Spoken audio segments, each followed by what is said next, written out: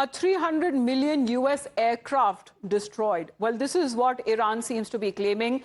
Significantly has damaged the United States aircraft during a retaliatory missile and drone strikes on the American air base in Saudi Arabia. The images that have now been shared where these strikes reportedly hit the Prince Sultan air base were now destroyed. The E-3 AWACS, as it is called, the command and control plane that was stationed alongside other US military assets. And this is the E-3 Sentry, which is a cornerstone of US air operations, serving as a flying command center that provides command and control, intelligence and surveillance and reconnaissance. And in service since the 1970s, the AWACS aircraft has played a crucial role in major conflicts. Now, this is going to be much of the damage that has now been incurred on part of US military. These are newly released images that has been released on part of Iran's press TV that shows when it comes to the body of the plane that has been completely damaged. There are certain reports of injuries as well. Only the head and the tail